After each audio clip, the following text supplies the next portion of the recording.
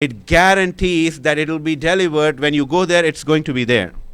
In some of these places where there is a huge traffic for Hajj, what they do for Hujjaj, like I have seen while I was in Islamic Republic of Iran, that they would ask you to give your luggage first 1 week before you go to Hajj, hand over your luggage, and your luggage would be sent to Hijaz, and you will go in a bus or in a plane one day on a very short notice without any luggage, but you are guaranteed to receive your luggage on the other end.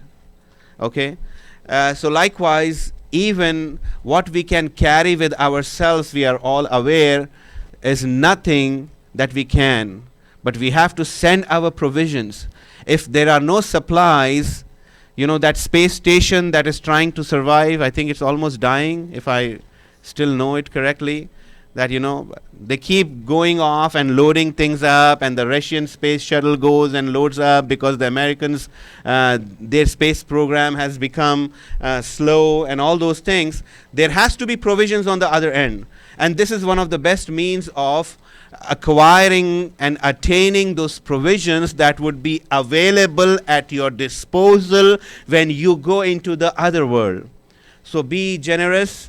And with a loud salawat, please start raising your hand so the brother can give you the pledge form, or you can even charge. I think he has the card, so he can charge, and be generous in giving it so that your children can see the future that would be upright in line with the mission of Imam Hussein. Please recite a loud salawat.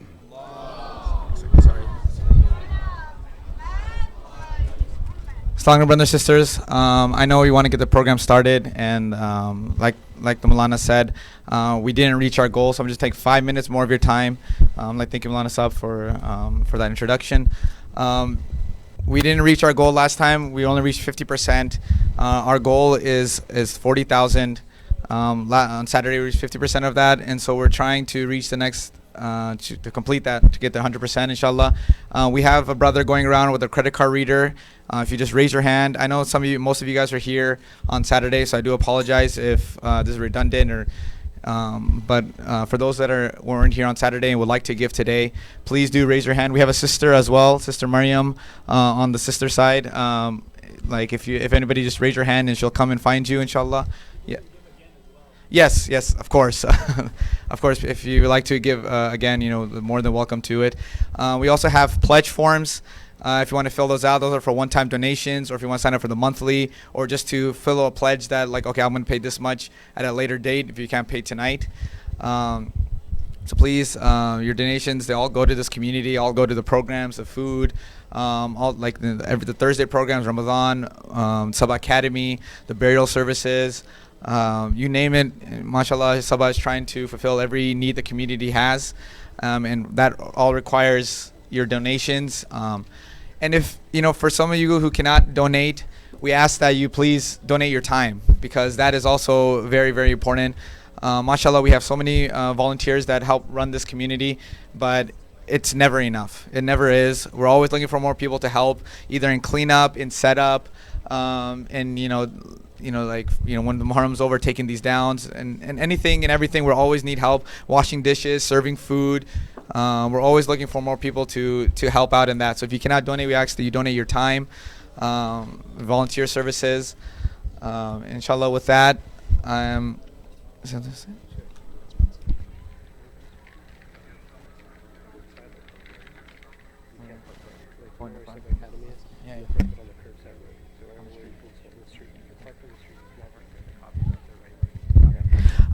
quick announcement. If any of you have parked on the back side of SABA, with SABA Academy side, on the street along the curb, you are not allowed to park there. There's a cop out there right now writing tickets. So if you guys are parked out there, I request that you guys go please move it. There's a lot of parking. I don't know where you can find parking exactly, but please do move your car, because there's a cop out there writing tickets, inshallah. And another quick announcement. I know there's a lot of snacks going around, drinks, mashallah, people have brought in the name of Imam Hussein, and we thank those people. We ask that you guys please pick up after yourselves. Do not leave the trash in the hall. We're gonna have we're gonna have a program tonight, and right after we're gonna have the julus, so we won't have people here cleaning up. And on tomorrow we have the Amal and then the Ashura program, and then the evening Sham Gariba. So there's not much time to go and clean up. So we ask that please everyone clean up after themselves. Do not expect other people to clean up after you, inshallah. And just another reminder before I give it back to our Maulana and to get the program started. We will have a jalus after the speech. We ask that you guys stay here. We're going to have one Latmiya in here as a English community. And then we'll all walk out together and walk out, get our shoes, and get in front of the SABA. And we will walk from there. For the sisters, if you'd like to join, please get your shoes and meet us in the front. And we will walk around the building and join the rest of the languages up in the front of the other side of SABA. Well, we'll do Latmiya all together in all 4 different languages, inshallah. So please, with that, we'll have the credit card reading go around for like about 5 more minutes for those who they couldn't get to yet. With that, inshallah, please. Oh, and one more thing. Please, everyone can kind of move forward. I see a lot of gaps on the brother and sister side especially. The sisters can please stand up and move closer to the curtain because there will be people coming in later that we want to fill in all the empty spots so people don't have to climb over each other as they come in late. So please, the loud salawat, if you guys can stand up, move forward and towards the curtain. Salawat, Muhammad wa ali Muhammad.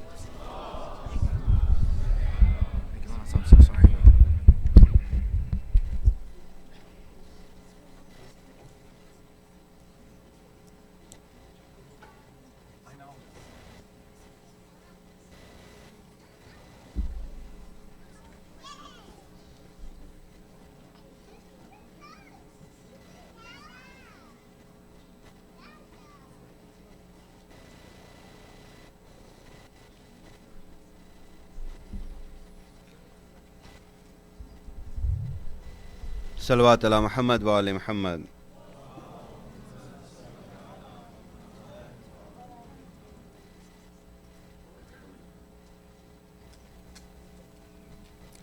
For the Tajil and the Zuhur and the returning of our Imam, let us recite 3 loud salawat. Allahumma salli ala Muhammad wa ali Muhammad. Allahumma salli ala Muhammad wa ali Muhammad. Allahumma salli ala Muhammad. A'udhu billahi minash shaitanir rajim. Bismillahir rahmanir rahim. Alhamdulillahi rabbil alameen. Alhamdulillahi alladhi la yablughu midhatahu alqa'ilun.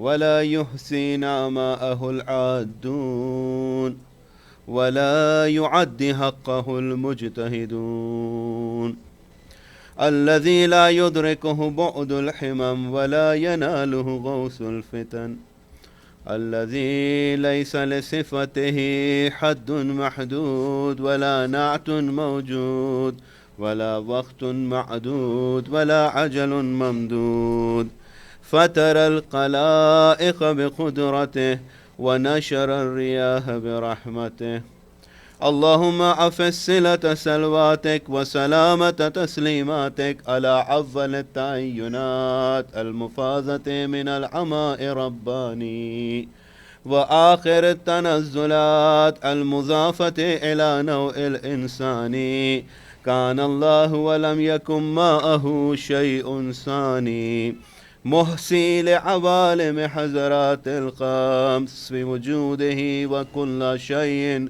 أحصيناه في إمام المبين الرسول النبي المكي المدني القرشي التحامي صاحب لواء الحمد ومقام المحمود أبي القاسم محمد الحميد اللهم صل وعلى أخيه وابن عمه وصهره وخليفته من بعده وقائد الغر المحجلين ياسوب الدين إمام المتقين أمير المؤمنين علي بن أبي طالب اللهم صل على وعلى ابنته الطاهرة الهوراء العنسية الراضية المرضية الشفية يوم الجزاء فاطمة الزهراء سلام الله عليها. الله وعلى سبتي الرحمة وسيد شباب أهل الجنة الحسن والحسين. اللهم صل على أئمة المسلمين علي بن الحسين ومحمد بن علي وجعفر بن محمد وموسى بن جعفر وعلي بن موسى ومحمد بن علي وعلي بن محمد وحسن بن علي وحجة القائم المنتظر المهدي. اللهم صل على محمد وعلى حججك على عبادك وأمنائك في بلادك. اللهم سهل منحجهم وعجل في فرجهم وجعلنا من محبيهم ومواليهم وشيعتهم ولعنة الله على أعدائهم أجمعين من يومنا هذا إلى قيام يوم الدين. بسم الله الرحمن الرحيم. صلوات.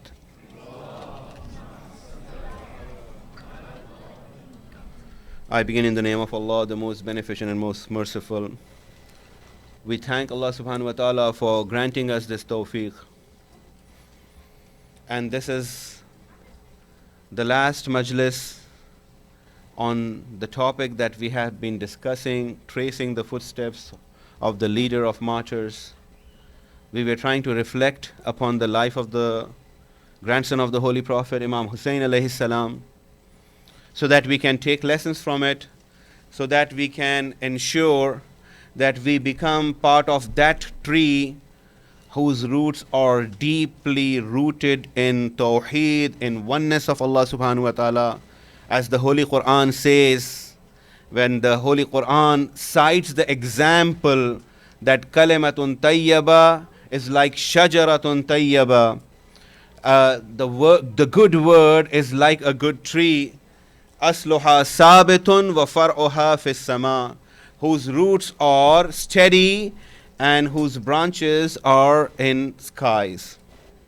We do not want to be part of that tree which has been referred in the Holy Quran as kalame kabisa or shajaratun kabisa, which does not have steadiness in its roots, and in fact it is moving, its fruit is sour, and it does not cause but misery to those who are around it, and that is called shajara mal'una, the cursed tree that has been referred to those who came against Imam Hussein on the day of Ashura. And we have, recounted and spoke to you with so many narrations in that regard. So I'm going to skip that.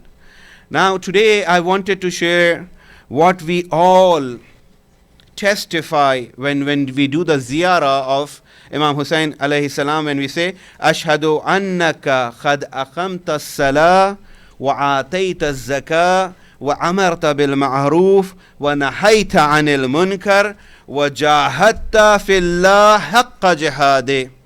We bear witness, O Allah, certainly we bear witness, O Imam Hussein, that you had established salah, you had paid the poor rate and the zakah, you had performed amr bil ma'ruf and nahi anil munkar, meaning inviting people towards good and forbidding them from doing bad, and you have strived in the way of Allah with the striving that was due.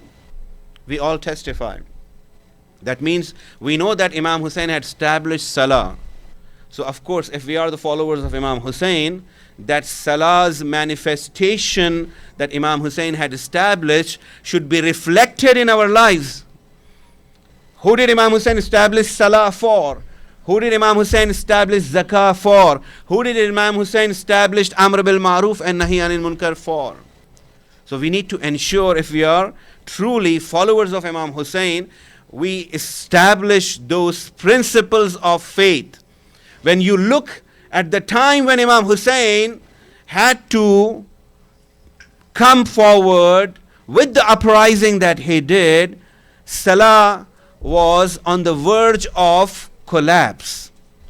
In fact, there were governors who would come. Mughira would come to the masjid drunk, and he would lead the Salah, and then he says, sometimes he would lead the Fajr prayer 4 rakah instead of 2.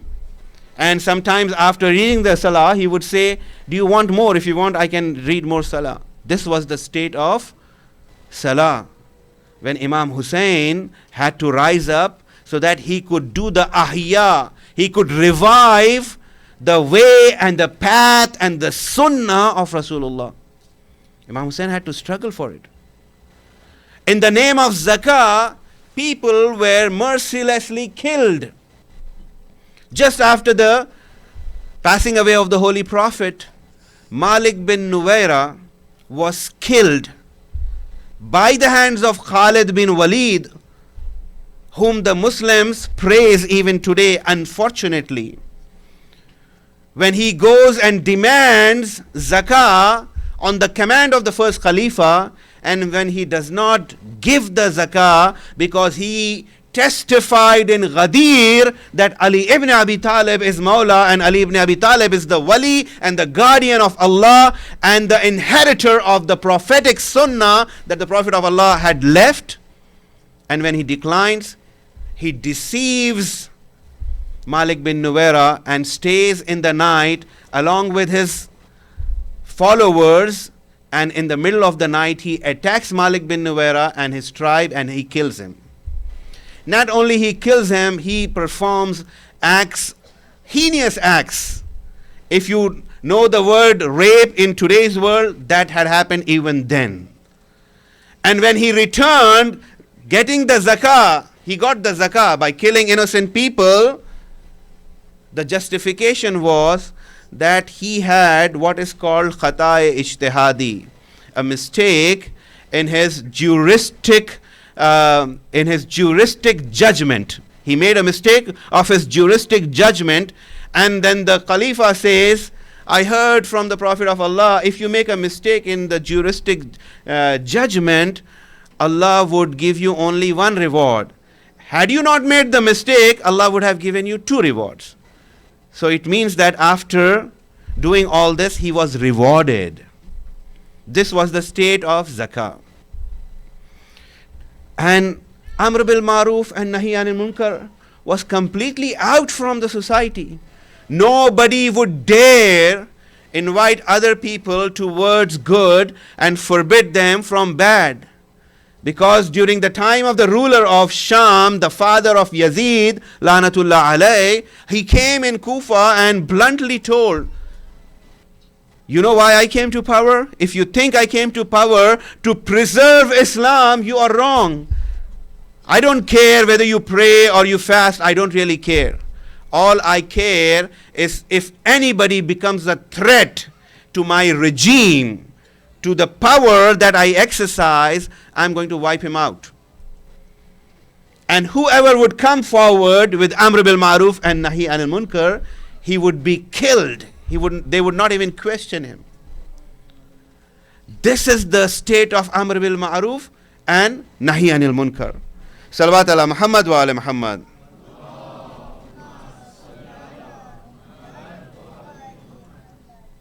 So Imam Hussein was looking at Islam. In fact, Imam Hussein says, Alal Islam as-salam. When does he say that? When he finds someone like Yazid ruling. Imam says, Alal Islam as-salam is khad buliyatil ummatu bira'in misli Yazid. Be gone in Islam when the ummah is tested with a person of the like of Yazid. Islam is gone. Islam is over. Islam would not retain or sustain its originality under the rule of Yazid. In fact, the Imam says, وَلَقَدْ سَمِعْتُ جَدِّي Rasulullah yaqul al-khilafatu muharramatun ala ali Abi Sufyan. That my grandfather said that Khilafah, rulership, is forbidden to the family of Abi Sufyan, to Bani Umayyah. The Imam is saying that I have heard the Holy Prophet say this. This is very loud and very clear. If anybody dares to say that Imam was not truthful in his words, then he has to deal with the Holy Prophet on the Day of Judgment, because the Prophet of Allah has said, Al-Hasan wal-Husayn Sayyada Shabab Ahl al-Jannah. Hassan and Hussein are the leaders of the youth of paradise. Salawat ala Muhammad wa ala Muhammad.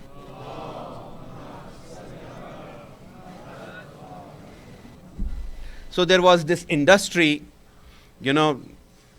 anytime there is a new industry, a new demand for something, right? Like if there's a car industry that comes into this area, suddenly there will be so many other manufacturers of auxiliary or ancillary units that would do, what supports that industry. So when the Bani Umayyah were in power, there was an industry of manufacturing ahadith, fake narrations attributed to Holy Prophet. So that industry was very, very hot. And people who had no stature in society could easily come forward and say, Qala Rasulullah, the Holy Prophet said this, and attribute lies, and they would get paid by Bani Umayyah to do so. Ka'b al-Ahbar. Ka'b al-Ahbar was a Judaic rabbi, and he was exterminated from Judaism. He was alive. He was there when the Prophet of Allah was alive, but he did not accept Islam.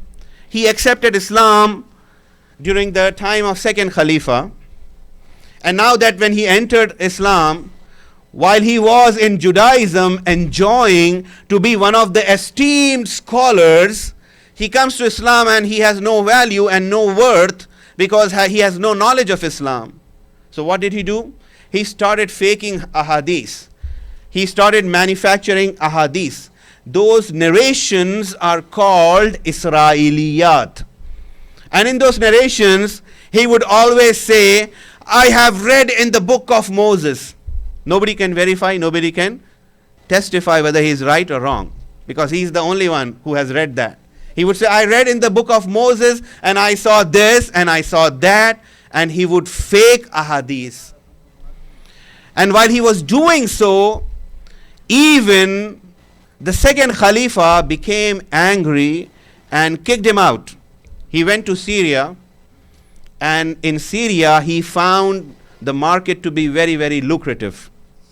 He finds the father of Yazid one day walking, or not walking, in fact going on a camel which had gray color, a gray camel. So he stands in front and he says, I heard the Holy Prophet, that the Prophet of Allah had said, from the books of Moses. From there, he will come from there, because he never saw the Prophet. He will say, I have heard this in the sacred books, from the books of the prophets, that there shall be in Arabia a caliph or a khalifa who would be identified to be riding a gray camel, a gray she camel. That was exactly what the father of Yazid was riding on. So he became, oh, this is the guy, this is my guy, I need to hire him right away. And so he got hired and he manufactured ahadith. So there were, ahadith which were contrary to the teachings of Rasulullah. If today, if you find those takfiris, those who kill in the name of Islam, those who take the blood of innocent people in the name of Islam, they are using those narrations, not the authentic narrations from the Holy Prophet. Because the Holy Prophet was a true manifestation of compassion and mercy from Allah subhanahu wa ta'ala. Salawat ala Muhammad wa ala Muhammad.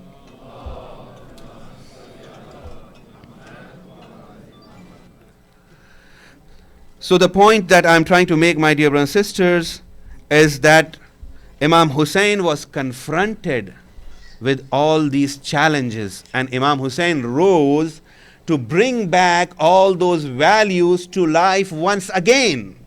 And it was a very, very big challenge that Imam Hussein had possessed. And then, now let us see what did happen with this.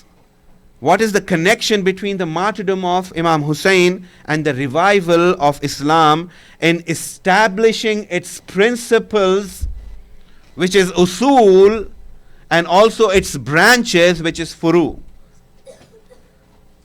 You know, there are events in history that when they occur, they bring hopelessness into a whole society, despair into a whole society, and that despair can run into years and years and years, especially when there is a lot of, conflict.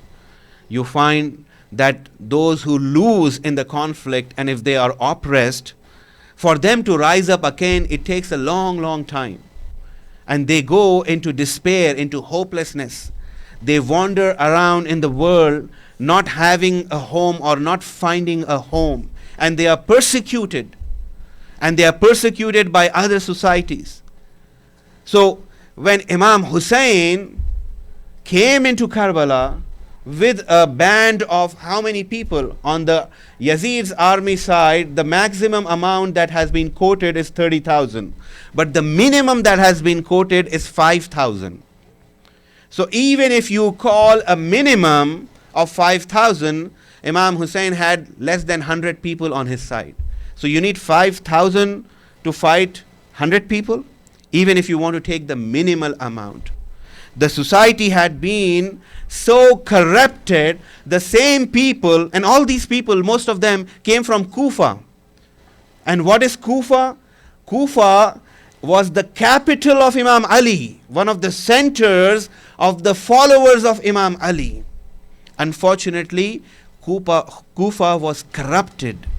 Kufa had deviated from the path of Sirat-e-Mustaqim because they lost their izzat-e-nafs, their dignity of their soul, like I was mentioning yesterday. And they had become abidud dunya, as Imam Hussein says, the slaves of this world. You remember when Farazdak was returning from Kufa and Imam Hussein questions him, "Oh Farazdak, tell me, what is the state of these people?" And Farazdak says that their swords are with Bani Umayyah and their hearts are with you. And upon saying that, Imam says, "Saddaqta, you have told the truth." And then Imam says, "Inna nas abidud dunya." People are the slaves of the world. Deenuhum laghwun ala alsinatihim. Their religion is a function of their speech. That's all. The moment is a muhissu bil bala khalla dayyanun. When they are confronted with calamity and bala, you will only find few who would rise up on the occasion. So the confrontation, the oppression, the zulm that was conducted by Bani Umayyah through the father of Ziyad, Ibn Ziyad's father, whose name was Ziyad ibn Abi. Ziyad, son of unknown father, that's what it means. He was the one who had killed thousands and thousands of people in Basra. And when Ibn Ziyad entered Kufa and the people of Kufa came to know that Ibn Ziyad is here, they were completely terrorized and they were willing to submit. But it is the same Karbala that has caused again turmoil in Kufa, the same place. Within 3 years, there was a movement of Tawabin, movement of those who wanted to seek the revenge of Imam Hussein, those who rose from Kufa and went towards the army of Yazid. And the number that rose was about 5,000, although they dropped by the time they reached the battleground. But the point is, Imam Hussein had turned around the khulub, the hearts of the people. Their hearts were completely overpowered with fear And yet Imam Hussein was able to turn it around by his mazlumiyat, by his being oppressed, not by oppressing other people. By him being oppressed, Imam Hussein was able to turn that around. Salawat ala Muhammad wa ala Muhammad.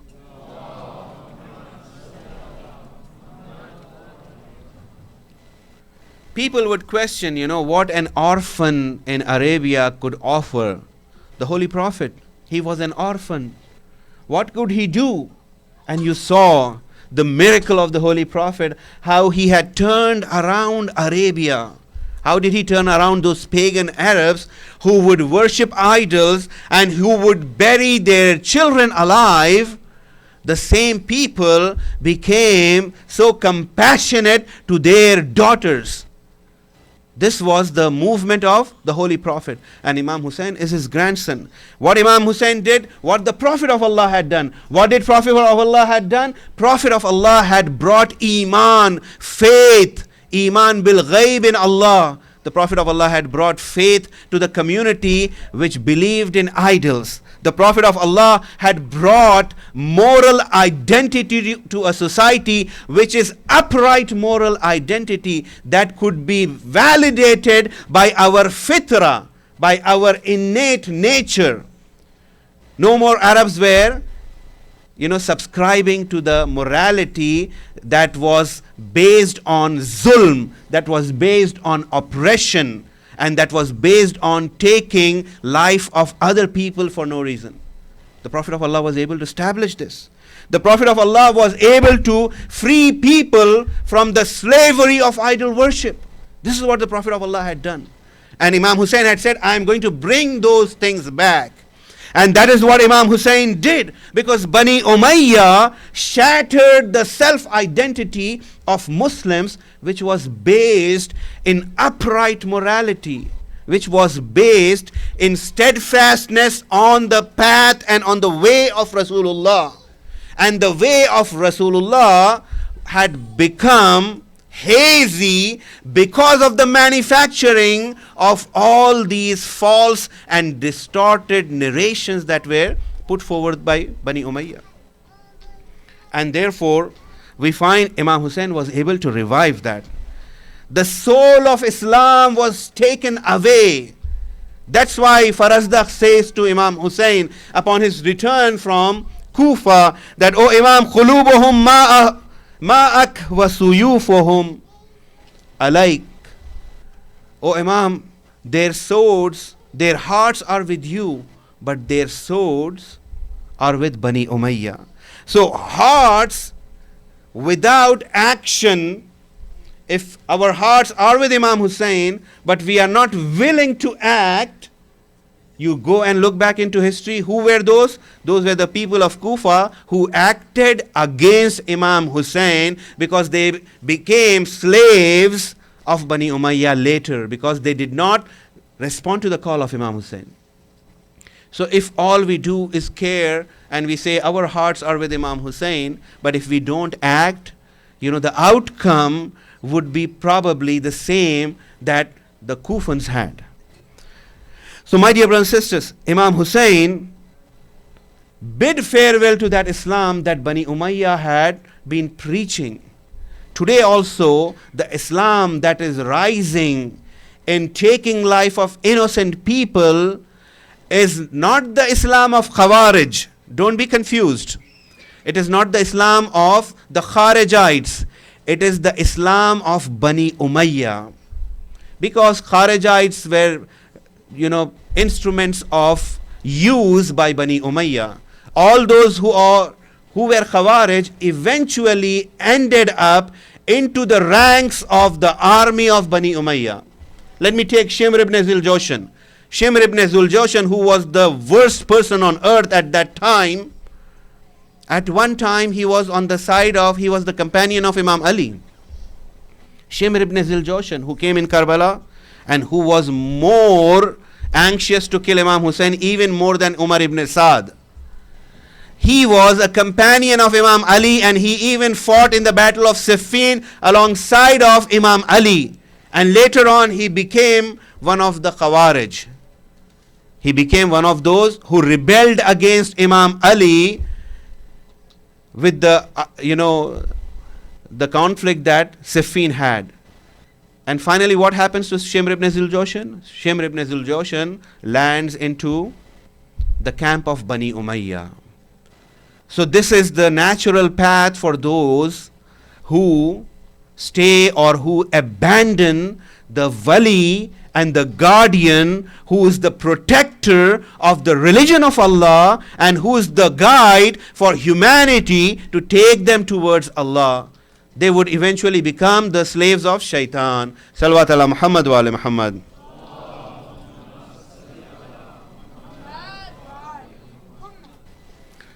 Yes. With a loud salawat, I would appreciate if you can move forward 2 steps. I will really appreciate that. Thank you very much. Salawat ala Muhammad wa ala Muhammad.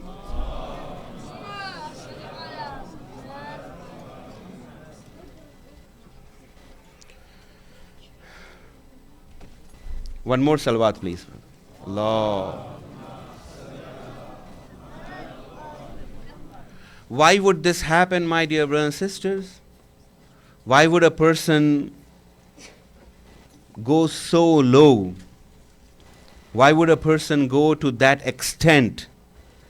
It is because of hubbud dunya. The Prophet of Allah says, hubbud dunya ra'asu kulli khati'atin. Hubbud dunya, the love of this world, is the root of all corruption. The love of this world is the root of all corruption. People who came to Imam Ali and rebelled against Imam Ali, like Talha and Zubair, why did they do it? Because of hubbud dunya. Because Imam Ali automatically was not willing to grant them the dunya that they aspired for when they did the bay'ah of Imam Ali. They did the bay'ah hoping that Imam Ali is going to appoint them governors. They were the first ones. They were very, very adamant on the bay'ah of Imam Ali. But the moment Imam Ali conducted himself with the justice that the Prophet of Allah used to conduct himself with, they became upset. Because before, after the Holy Prophet, favoritism had become the tradition and the culture of an Islamic state. Personal favors. You want to come into my rank? Okay, what do you want? You want Sham? You want Syria? Okay, Syria is yours. Go get it and it will be yours. This is how territory was granted to people as favors. And when Imam Ali became the Khalifa, what did Imam Ali do? Imam Ali is distributing the share from the Islamic treasury, Baytul Mal, and an Arab with a very high tribal lineage comes. Before him there is a person, a dark complexion Arab who is from a lower tribal lineage comes. Imam gives him 5 dinar and this Arab comes, Imam gives him 5 dinar. You know what the Arab who's from a higher lineage says? Ya Ali, what are you doing? The person you gave 5 dinar before me was my slave until yesterday. I freed him. Yesterday I freed him, and you are giving him 5 dinar and you are giving me 5 dinar.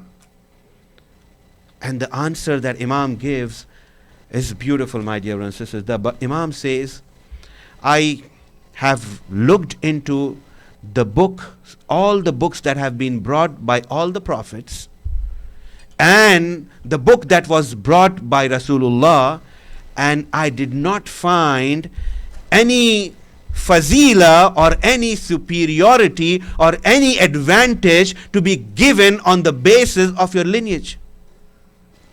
The book of Allah does not permit me to do so.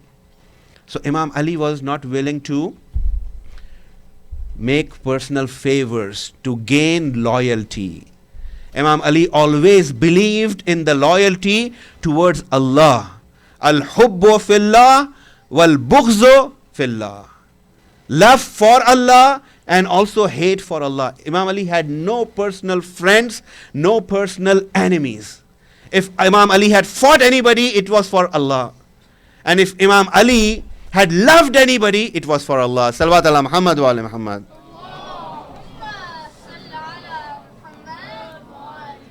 So, my dear brothers and sisters, these are the lessons that we need to apply in our lives. If we can fundamentally turn around the path that we are embarking on, or the journey of life that we have already embarked on, whether we like it or not, it would end. It is up to us to ensure and guarantee that we are steadfast on the path of Sirat al-Mustaqim. Now, when you look at this world, there are two types of things that we acquire in this world. Hubbud dunya, we are talking about the love of this world. One is, in fact, this is, these are the words of an Arif who had written the tafsir of Sahifa Sajjadiya called Riyazu Salikin from Sayyid Ali Khan Shirazi. He says, Ad-dunya dunya'an. This world are two worlds, he says. And dunya ibalagh and also a dunya mal'una. One world which is the world of communication, ibalagh, and the other world which is the cursed world. Now let us explain what are those two worlds. In the dunya of balagh, he says that Allah had granted mankind with two provisions. Two provisions Allah had granted to mankind that he can enhance and he can acquire. One of them are spiritual and the other are material.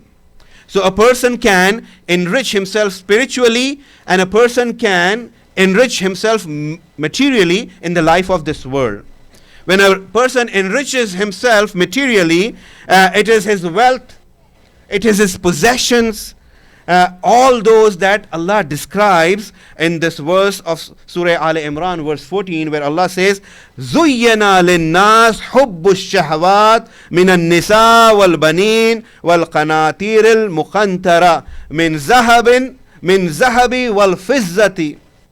Allah subhanahu wa ta'ala is saying to mankind has been made to seem decorous, made to seem beautiful, the love of worldly desires, including women and children, accumulated piles of gold and silver, horses of mark, livestock and farms. What are these? Zalika mata'ul hayatud dunya wallahu indahu husnul ma'ab. The verse is saying those are the wares of the life of this world, but Allah with him is a good destination. So these are the material things that we possess. Sometimes we possess, land. Sometimes we possess position, maqam. Sometimes we possess even our children, our loved ones. These piles of gold. Here the verse says horses of mark, meaning horses of high pedigree, horses of very high quality. We are having high quality cars. We are having high quality of communication devices. It reflects in which car you are driving and what phone you are carrying, reflects where you stand in society, although this society is not a caste-based society. You can have a pretty much good idea, if a person is definitely going in Tesla, which is produced here, right? Obviously, it starts, the bottom line is $70,000, $80,000. The guy should be having a good job, a good source of income, right?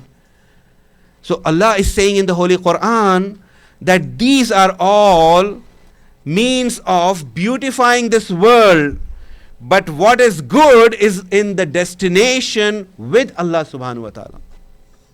Then what is the other one? The spiritual one. Spiritual one is where you acquire knowledge, where you uphold the commands of Allah subhanahu wa ta'ala, where you perform all the ritual forms of worship that Allah had prescribed, your good conduct. These are the fruits of eternal life. Your permanent needlessness in all its abundance, and it is not sought except when one knows its benefits. These are the words of Sayyid Ali Khan Shirazi when he's mentioning. So these are the spiritual sarmaya, spiritual investment that you can carry in this world, that you can acquire in this world. You can acquire knowledge, you can acquire the rules and the means to conduct yourself in accordance to the commands of Allah subhanahu wa ta'ala. You acquire good conduct. You acquire good conduct by striving, by ensuring that you follow the path of Rasulullah and Ahlul Bayt. You acquire in this world.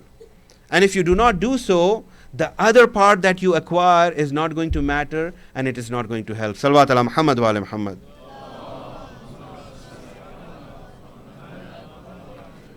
In Surah Ra'd, Allah subhanahu wa ta'ala says, وَمَا الْحَيَاةُ الدُّنْيَا فِي الْآخِرَةِ إِلَّا مَتَاعٌ. What is in the life of this world compared to the life to come? It is only temporary means.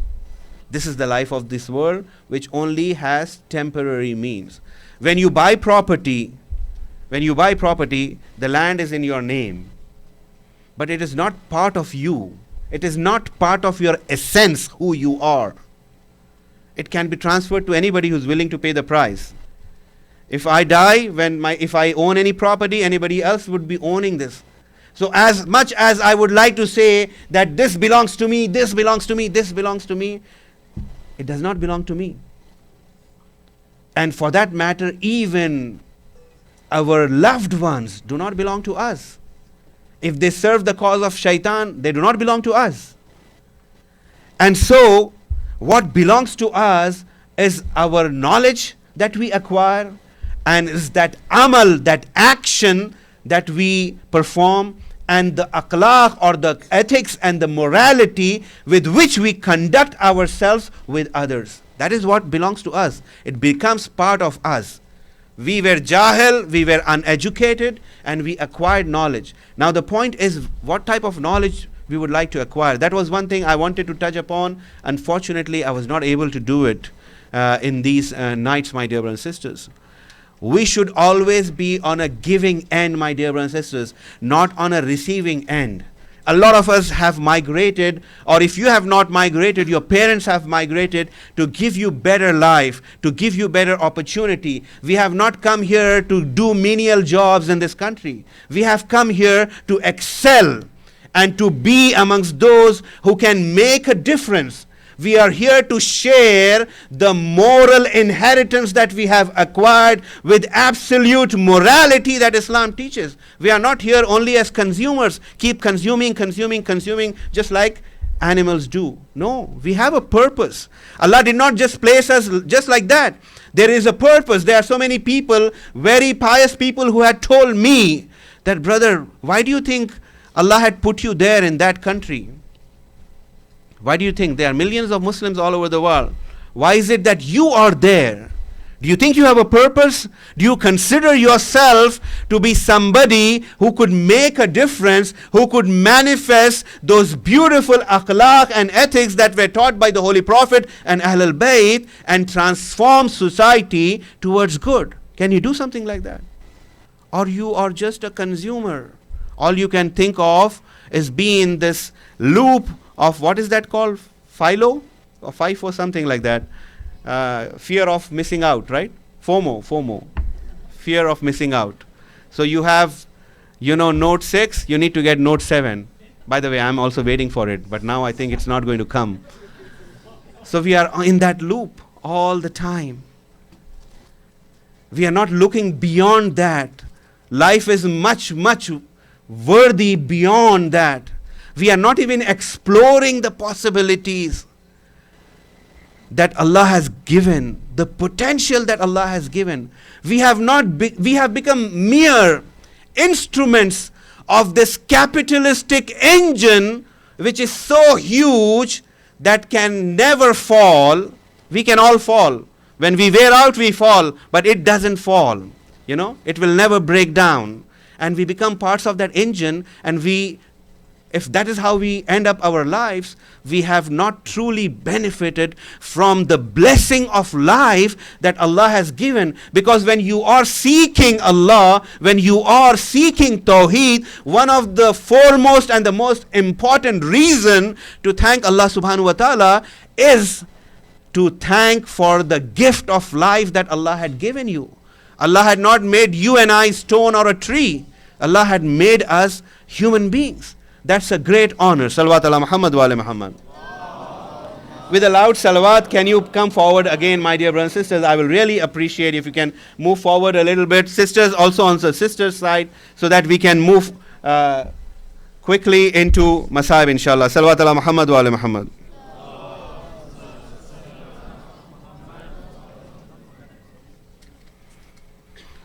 So, my dear brothers and sisters, we need to really reflect that whom we associate and what is represented by those whom we associate. What is represented? They represent morality. They are absolute pillars of morality. They are absolute pillars of ethics. Innaka la'ala khuluqin azim. You possess the greatest character. Who's saying that? Allah subhanahu wa ta'ala is saying in the Holy Quran to the Holy Prophet. So if we are associated with the one who had the best of character, how should we be?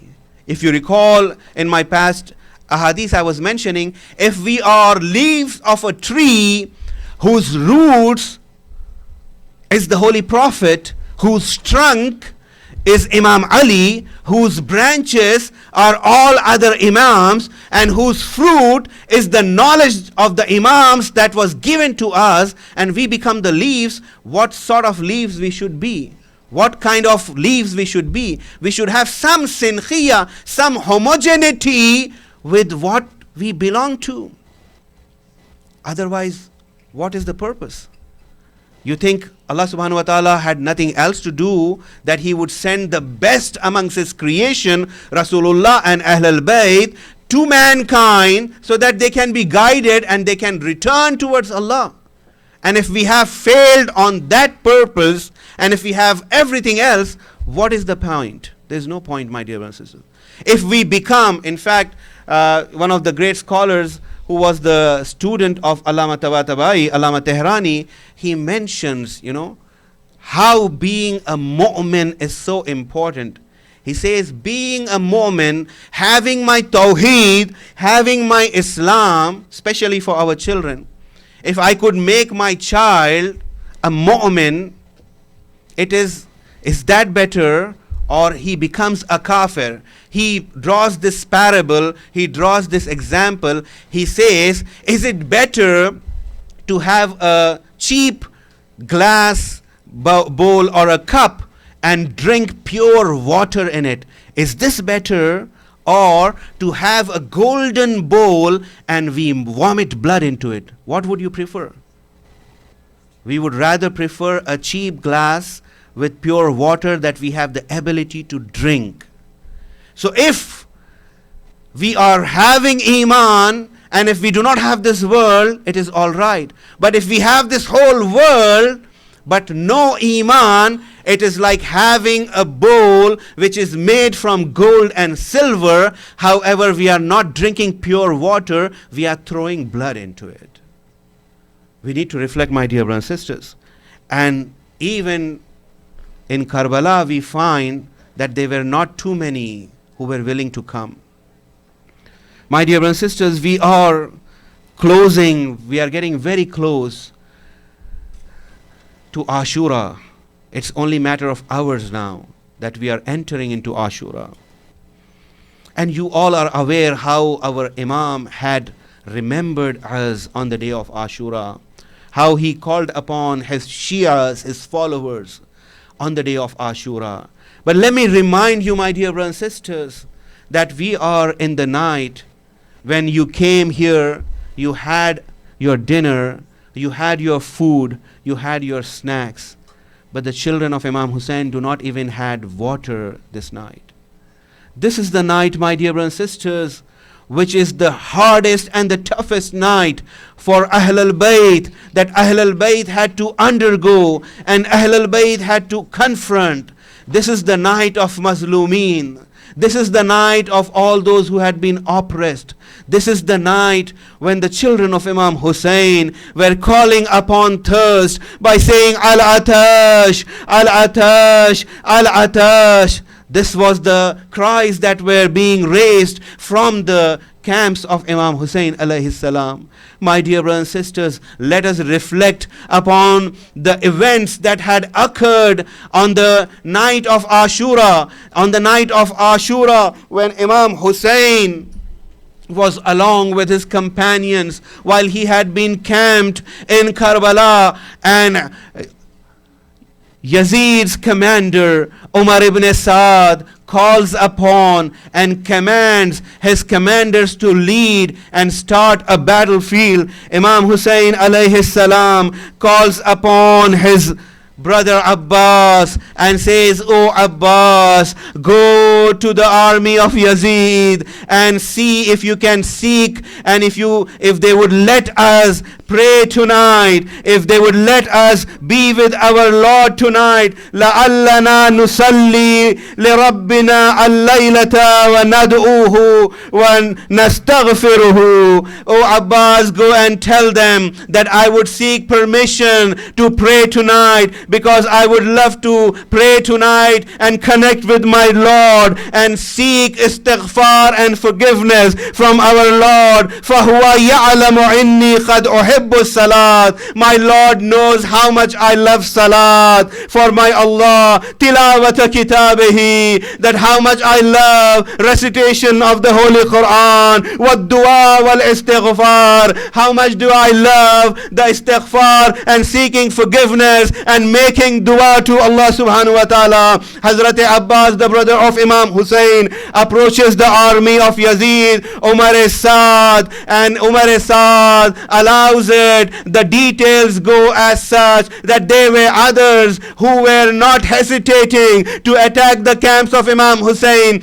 in the night, and there were others who would say, "O Umar Saad, what has happened to you? Even if the disbelievers would ask us something like this, we would have permitted, but this is the grandson of the Holy Prophet we are dealing with. Why can't you wait one night?" My dear brothers and sisters, this is the night of Ashura. This is the night of Mazlumeen, and the narration says that Imam Hussein brought forth all his companions and his loved ones and gave a sermon in which the narration says, وَجَمَعَ الْحُسَيْنِ أَصْحَابَهُ إِنْ دَ خُرْبِ الْمَسَاءِ. Imam gathered his companions in the night and then praised Allah and said, Allahumma inni ahmaduka ala an akramtana bin nubuwa. Praise be to Allah who had honored us with nubuwa, wa allamtana bil Quran, and who had taught us Quran, wa waffaqtana fid deen, who had given us clear understanding of religion, wa ja'alta lana asma'an wa absaran wa af'ida, and Allah gave us hearing, gave us speech, Allah gave us sight, wa ja'alna min ash-shakirin, faja'alna min ash-shakirin. And then he says, "Oh Allah, make us among those who are grateful to you, oh Allah." And then Imam Hussein says that I am aware of the situation right now and it is not going to change. This is the last night for all those who are accompanying me, and therefore I would recommend and I would command you. In fact, even before saying that, Imam Hussein praises his companions. فَإِنِّي لَا أَعْلَمُ أَصْحَابًا أَوْفَى وَلَا خَيْرًا مِنْ أَصْحَابِي. I do not know of any companions better than you all, my companions, in loyalty, in khair, in virtue. And then Imam says, وَلَا أَهْلَ بَيْتٍ أَبَرَّ وَلَا أَوْسَلَا. I do not find any Ahl al-Bayt, any family members so virtuous as you are. After saying this, Imam Hussein says, I would like you to leave. Take the cover of the night and leave tonight so that you can be saved. All they need is my blood. All they are seeking is my blood. Imam Hussein tells us, but Hazrat Abbas from the family, the brother of the Imam, comes forward and says to the Imam, what do you want, O Imam? Lima naf'alu zalik. Why should we do so, Ya Imam? Linabkha ba'daka, so that we can remain after you, O Imam. La arana Allah zalika abada. We ask, O Allah, do not make us live to see that day. When Hazrat Abbas says this, all the companions echo the same sentiment. فَقَالَ الْحُسَيْنِ يَا بَنِي أَخِيلِ. Imam Hussein calls upon the children of Akhil and says, حَسْبُكُم مِّنَ الْقَتْلِ بِمُسْلِمٍ فَأَذْهَبُوا. The death of Muslim ibn Akhil in Kufa is enough for you, O children of Akhil. Go from here, leave from here. And what they reply, Wallahi ma naf'alu zalik.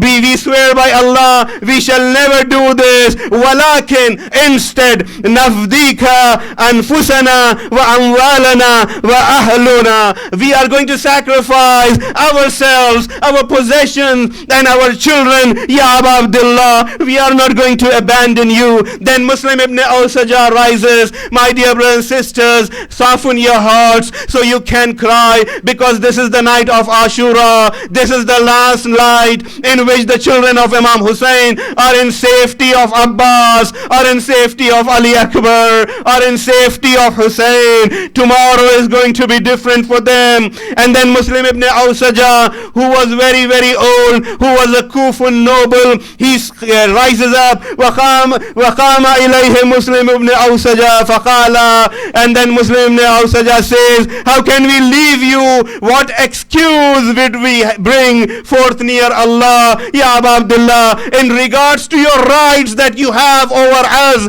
as Wali Allah, as Hujjatullah, as Allah commands Holy Prophet to ask, قُلْ لَا أَسْأَلُكُمْ عَلَيْهِ أَجْرًا إِلَّا الْمَوَدَّةَ فِي الْقُرْبَى. This is all the Prophet of Allah had asked his ummah. I do not demand anything from you, from the services that I have rendered, except for the love of my progeny, except for the love of my Ahl al-Bayt. And Muslim ibn al-Sajjah says, we shall fight them even if we do not have the weapons with stones on the ground until we sacrifice ourselves. Ya Aba Abdullah, we are not going to leave you. Muslim ibn al-Sajjah says, we shall not leave you until Allah knows that we certainly protected you in the absence of his prophet. I swear by Allah, if I know I would be killed. This is Muslim ibn al-Sajjah saying, I swear by Allah, if I would be killed, then brought back to life, then burned, then revived, and then scattered on the whole earth, and then this is done 70 times. Ya Aba Abdullah, I would not abandon you. And the same sentiments had been echoed in this night with Zuhair Khain. Zuhair Khain, who came along Imam Hussein on his way. He was from the other camp, but he became a loyal follower of Imam Hussein. Zuhair Khain says, Ya Aba Abdullah, even this happens to us 1,000 times. We shall not leave. We will be your loyal companions. My dear brothers and sisters, Imam Hussein was with those whom he took pride on the day of Ashura. And the narration says, قال الراوي وبات الحسين, how Imam Hussein had spent the night. وأصحابه تلك الليلة ولهم دوي كدوي النحل. The companions of Imam Hussein, and Imam Hussein spent this night praying all night. It was looking like the humming of the bees. ما بين راكع وساجد وقائم وقائد. And what were they doing? They were in ruku, they were in sajda, they were in the state of prostration, they were praying, they were reciting the Holy Quran. The narration says, فَعَبَّرَ عَلَيْهِمْ فِي تِلْكَ اللَّيْلَةِ مِنْ أَسَكَرِ عُمَرِ ibn Sa'ad إِثْنَانْ وَثَلَاثُونَ رَجُلًا. Hearing what Imam Hussein was doing, what the companions of Imam Hussein were doing, 32 two people from the army of Umar ibn Saad came towards the side of Imam Hussein, paying allegiance to him and seeking loyalty to him, and knowing that tomorrow they are going to be martyred. My dear brothers and sisters, the narration also says that Shab-e Ashur was the night when Zainab could not sleep. How can Zainab sleep? Tell me, brother, whose children, whose family, all of them are thirsty, and the children are calling upon Al-Atash, Al-Atash. How can Zainab sleep? And Zainab could not sleep. But the narration says that John, the freed slave of Abu Zar, he hears poetry that was being recited by Imam Hussein, and the poetry summarizes that death is approaching. And then John says that Zainab hears the poetry, and then she starts wailing and crying and says, Al-yawm matat ummi Fatima wa abi Ali wa akhi al-Hasan. Today is the day my mother had died, my father had died, and my brother had died. And Imam Hussein starts consoling Zainab. Oh Zainab, do not deter your determination with the whispering of shaitan. Zainab, you have to confront. This was the night, my dear brothers and sisters, that Imam Hussein in the middle of the night goes into the plains of Karbala. And what does he see? He sees a companion approaching him. When the Imam turns around and he says, oh my beloved brother, why are you coming? He says, Ya Aba Abdullah, how can I leave you alone? It is not safe for you. You are the only one amongst Ahl al-Bayt and Panjatan that the Prophet of Allah had left, and I was covering you. However, when I was following you, Ya Hussein, I have heard the cries of a mother who was crying like her young son had died, her young son had passed away. Imam Hussein says to that companion, oh my beloved brother, we had gone to Khatlga, we had gone to the place where I am going to be martyred, and those were the cries of my mother Zahra. Zahra had arrived in Karbala, and it was wailing of Zahra that you have heard, because her son is going to be martyred. My dear brothers and sisters, tonight is the night of Ali Asghar.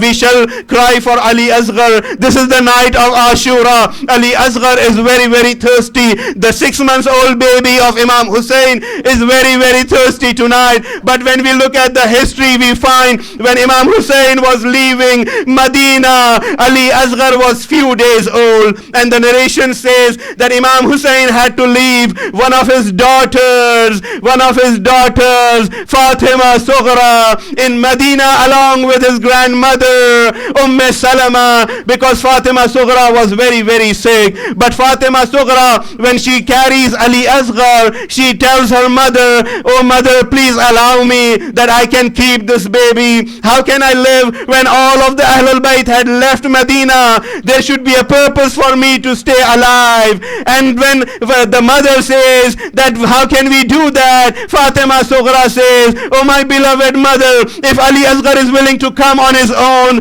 take him. Otherwise, let him come with me. And all the women come, and they try to take Ali Asghar from the arms of Fatima Sughra. But Ali Asghar would not come until Imam Hussein comes and speaks in the ears of Ali Asghar. The moment Imam says something, Ali Asghar comes quickly into the arms of Imam Hussein. I don't know what Imam had said. Maybe Imam had said, oh Ali Asghar, your name is also amongst the list of martyrs and shuhada of Karbala. You are one of my last helpers, oh Ali Asghar. When the cry of Imam Hussein on Asr Ashura, in the afternoon of Ashura, when there was nobody from his camp to support him, Hal min nasir yansurna, is there anybody who is willing to help Haram Rasulullah, the family of the Holy Prophet? there was no one to come to the aid of Imam Hussein, and there was a cry that was raised in the camp of Ahl Bayt. And when Imam Hussein inquires, he finds that Ali Asghar is crying profusely, and Imam comes inside and he looks at him and he tells Rabab, the mother of Ali Asghar, "Oh Rabab, give me Ali Asghar, I shall take him to the plains of Karbala, I shall ask the enemy for water, maybe the enemy would give water."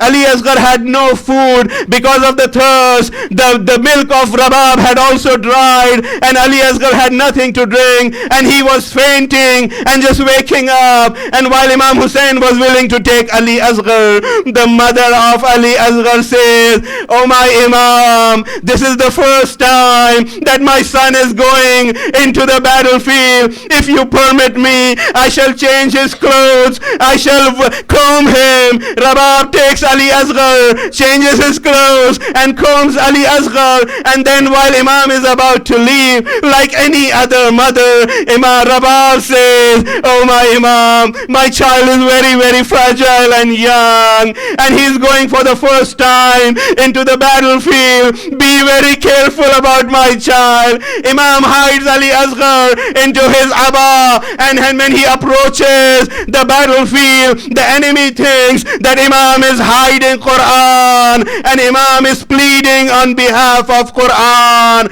However, Imam did not bring Quran, which was a text. Imam brought the Quran, which could manifest. And when he takes out Ali Asghar, Imam says to the army of Yazid, "Oh Umar Saad, if you consider me to be a sinner, if you think I have wronged, if you think I have usurped, if I have committed any mistake, you think, or your Amir thinks, but this child is infallible. This is a 6-month-old baby. The milk of his mother had dried. He had nothing to drink and nothing to eat, and the child is on the verge of death. All I ask from you is some water for this child." And Umar Saad, while Umar Saad is considering, Imam turns to Ali Asghar and says, "Oh Ali Asghar, I have done my duty, and now you do your duty."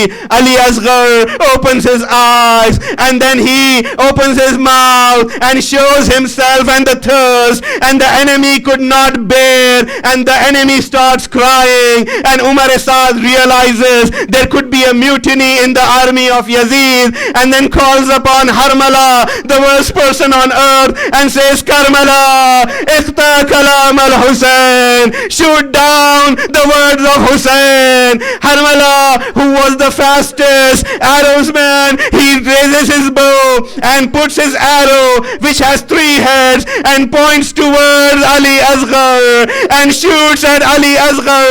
The child of Imam Hussein flips into the hands of Imam Hussein, and the arrow comes into his neck, and the blood flows and oozes out of the neck of Ali Asghar.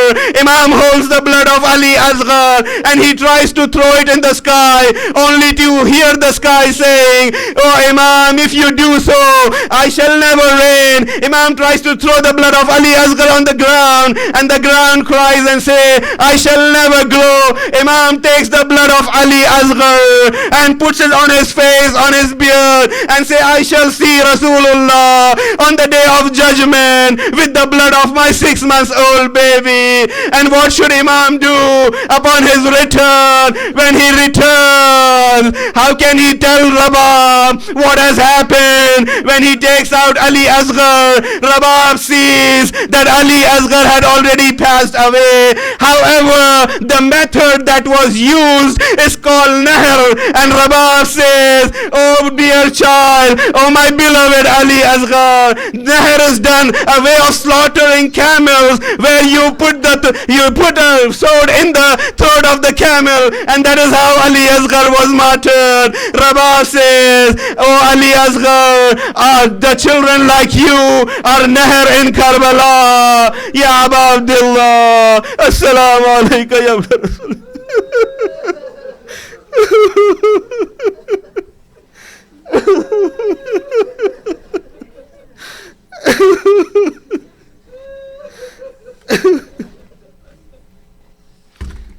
Ya Hussein, Ya Hussein. Ya Hussein. Ya Hussein. Ya Hussein. Ya Hussein. Ya Hussein.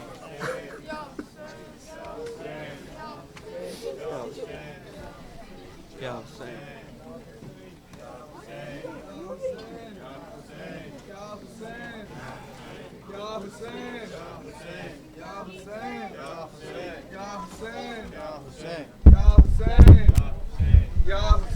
Yeah, Hussein. Brothers who are leaving, there's going to be Jalus, inshallah. We just do one noha here and we join the outside Jalus. So we're all going to go out, inshallah, eventually. Ali Asghar, Ali Asghar, Ali Asghar Shaheed. Ali Asghar, Ali Asghar, Ali Asghar Shaheed. Ali Asghar, Ali Asghar, Ali Asghar Shaheed. Ali Asghar, Ali Asghar, Ali Asghar.